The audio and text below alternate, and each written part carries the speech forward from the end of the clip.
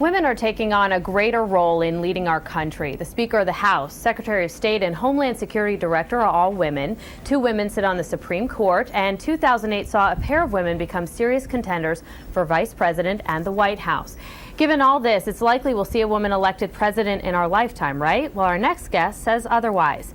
Anne Kornblut is White House correspondent for The Washington Post and the author of a new book called Notes from a Cracked Ceiling: Hillary Clinton, Sarah Palin, and What It Will Take for a Woman to Win. Thanks so much for being with us, Anne.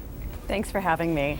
So, Anne, is there still, it seems to exist, a double standard for men and women in politics, right? Well, I think what we saw in 2008 was that the women who ran, Hillary Clinton and Sarah Palin, had unique sets of challenges, shall we say, in the kinds of questions they were asked and had to answer, and in the way that they were treated as candidates. I'm not sure it was completely obvious while we were watching them in real time. I know as a reporter covering them, didn't always seem that that was the case, but there were moments when there were questions about their looks or their children, in the case of Sarah Palin, when it just seemed it was still a little bit different for women. Why do you think that's the case? Why is the American public not able to put those things aside when they're looking at a female candidate? Well, if it's the public or if it's the press, I think because women are still pretty new to the political sphere, and certainly, obviously, we've never had one as a president or a vice president or even the nominee of either party, so I think there is still a sense that we don't know what questions are right to ask. We don't know which questions we have a right to demand answers to. And in general, women get different questions, still play a slightly different role in society, even though we don't think that we do. We think that everything is equal and has been fixed and solved, but there are still different questions. In the case of Sarah Palin, for example, we saw that questions about who would raise her children, that is still a question that women candidates face. We saw it in her case. Other women who run for office have seen it as well. As you watched Hillary Clinton and Sarah Palin, what were the things when it comes to female issues or garnering the female vote that they did right and things that they did wrong? Well, they both were very different. They were different candidates, of course. Hillary Clinton, it seemed, really thought that women were going to be behind her 100% and ran in the Democratic primary that way. By the end of the campaign, that was certainly true. Women, especially older women, really liked her. But she split younger women with Barack Obama, and that turned out to be one of his real core basis of support, was young people and young women.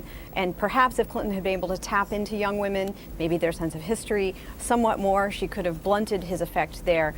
When it came to the Palin campaign, to McCain-Palin ticket, there was an assumption, it seemed, on the Republican side that just by having a woman on the ticket, that would do something to bring over some of those disaffected Hillary Clinton voters. What we saw at the end of the day was that didn't work, and that in fact partisanship, and in this case loyalty to each party, really trumped gender. So those were 2 lessons that I think people are going to walk away from 2008 having learned.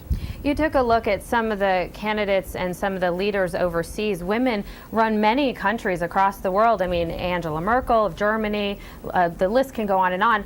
Why do you think that those countries are ready for female candidates and leaders and we're not?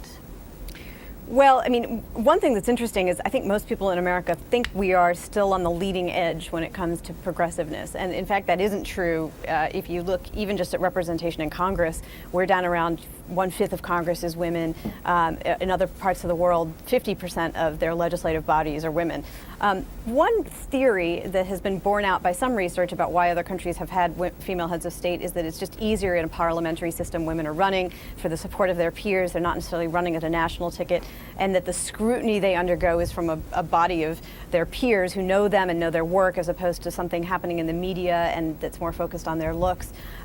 Nancy Pelosi, who I interviewed for the book, would beg to differ that it's actually easier to get elected in a parliamentary system to become the head of your party, because she pointed out that her party was mostly men that elected her to be Speaker of the House. But there's still no answer yet as to why it hasn't happened here. Very interesting. All right, Anne Kornblut, thank you so much for being with us. Thank you very much. And the book, again, is Notes from the Cracked Ceiling: Hillary Clinton, Sarah Palin, and What It Will Take for a Woman to Win.